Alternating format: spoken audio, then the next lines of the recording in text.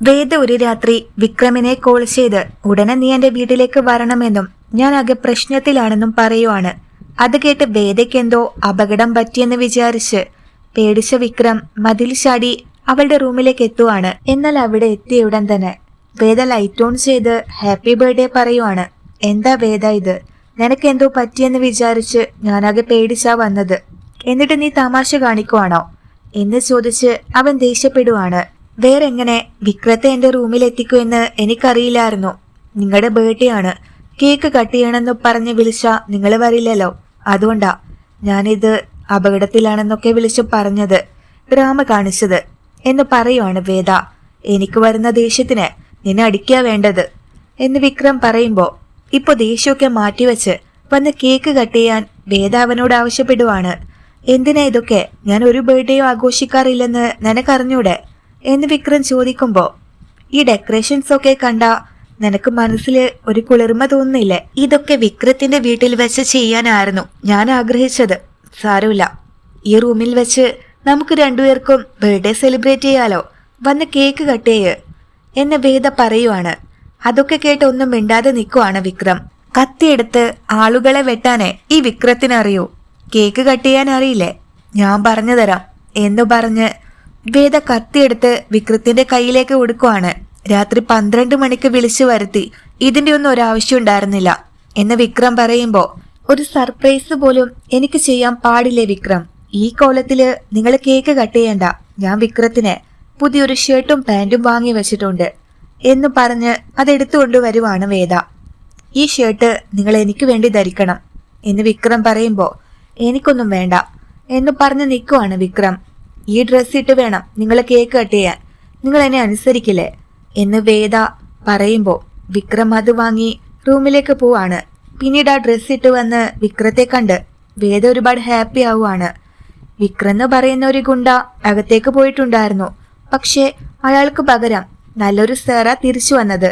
ഈ സ്റ്റൈലിഷ് ലുക്കാണ് വിക്രത്തിന് ചേരുന്നത്. ഇതൊക്കെ വേണ്ടാന്ന് വെച്ചിട്ട് എപ്പോ നോക്കിയാലും ഒരു അഴുക്ക് ഷർട്ടും കറുപ്പ് കളറില് ഒരു പാന്റും ഇട്ട് നടക്കും. ഇനിയെങ്കിലും വിക്രം ഇതുപോലെ നന്നായി ഡ്രസ് ചെയ്ത് വേണം നടക്കാൻ. ഈ ഡ്രസ്സ് നിങ്ങൾക്ക് ഇഷ്ടമായോ അതോ ഇല്ലയോ എന്ന് വേദ ചോദിക്കുവാണ്. എനിക്കിത് ഒരുപാട് ഇഷ്ടമായി എന്ന് വിക്രം പറയുമ്പോ അത് കുറച്ച് ചിരിച്ചിട്ട് പറഞ്ഞാൽ എന്താ വിക്രം എന്ന് പറഞ്ഞുകൊണ്ട് വേദ അവന്റെ അടുത്തേക്ക് ചെല്ലുവാണ്. അതിനിടയില് വേദ കാല് സ്ലിപ്പായി അബദ്ധത്തില് വിക്രത്തിന്റെ ദേഹത്തേക്ക് പോകുന്നുണ്ട്. അങ്ങനെ വേദയുടെ ലിപ്സ്റ്റിക് ഒക്കെ വിക്രത്തിന്റെ ഷർട്ടിലേക്ക് ആവുകയാണ്. സോറി വിക്രം, എന്റെ കാല് സ്ലിപ്പായി. അയ്യോ, എന്റെ ലിപ്സ്റ്റിക് ഒക്കെ തന്റെ ഷർട്ടിലായല്ലോ, ഈ സമയത്ത് വാഷ് ചെയ്യാനും പറ്റില്ല, ഇനി എന്താ ചെയ്യുക എന്ന് വേദ ചോദിക്കുമ്പോ ശരി വേദ, അതൊക്കെ വിട്ടേക്ക്, അതെനിക്കൊരു പ്രശ്നമല്ല, ഞാൻ വീട്ടിൽ ചെന്ന് വാഷ് ചെയ്ത് കളഞ്ഞോളാം എന്ന് വിക്രം പറയുവാണ്. പിന്നീട് വേദ ക്യാൻഡിലൊക്കെ കത്തിച്ച് ഹാപ്പി ബർത്ത്ഡേ ഹസ്ബൻഡ് എന്നൊക്കെ പറയുവാണ്. പിന്നീട് കേക്ക് കട്ട് ചെയ്ത് വേദയ്ക്ക് കൊടുക്കാൻ മടിച്ചു നിൽക്കുവാണ് വിക്രം. എന്താ വിക്രം ആലോചിച്ച് നിൽക്കുന്നേ? എല്ലാരെയും ഇഷ്ടപ്പെടാറില്ലല്ലോ, ഏറ്റവും ഇഷ്ടപ്പെടുന്ന ആൾക്കാണ് ആദ്യം കേക്ക് കൊടുക്കേണ്ടത്. പക്ഷെ നിങ്ങൾക്ക് നിങ്ങളെ മാത്രമല്ലേ ഇഷ്ടം, എന്നോട് ഇതുവരെ ഇഷ്ടം തുറന്നു പറഞ്ഞിട്ടില്ലല്ലോ, അപ്പൊ വിക്രം തന്നെ കഴിച്ചാ മതി എന്ന് പറഞ്ഞ് നിൽക്കുവാണ് വേദ.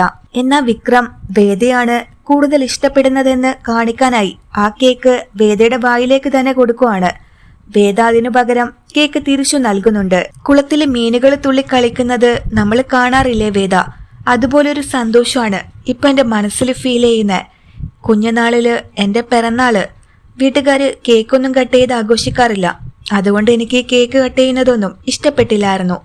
എന്നാ നീ ഇന്ന് ഇത് ചെയ്തത് കണ്ടപ്പോ എനിക്കൊരുപാട് സന്തോഷായി. താങ്ക്സ് വേദ, ഈ പിറന്നാള് ഞാൻ ഒരിക്കലും മറക്കില്ല എന്നു പറഞ്ഞ് വിക്രം കരയുവാണ്.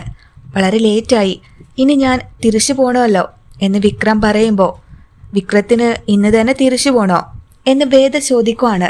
പോയാലേ പറ്റൂ, എന്റെ വീട് വേറെ നിന്റെ വീട് വേറെയല്ലേ എന്ന് പറഞ്ഞ് നിൽക്കുവാണ് വേദ. ശരി, എന്നാ വിക്രം പോയിട്ട് വാ എന്ന് വേദ പറയുമ്പോ വിക്രം യാത്ര പറഞ്ഞ് നടക്കുവാണ്. ഒന്ന് നിക്ക് വിക്രം, നിങ്ങളുടെ പഴയ ഡ്രസ്സ് ഇതിലുണ്ട്, ഇതിവിടെ വെച്ചാലേ വീട്ടിലെല്ലാരും ചോദിക്കും, പിന്നെ പ്രശ്നമാവില്ലേ എന്ന് പറഞ്ഞ് വേദ അത് തിരിച്ചു കൊടുക്കുവാണ്. അങ്ങനെ വിക്രം തന്റെ പഴയ ഷർട്ടും വാങ്ങി വേദയുടെ യാത്ര പറഞ്ഞ് ആ മുറിയിൽ നിന്ന് ഇറങ്ങി പോവാണ്.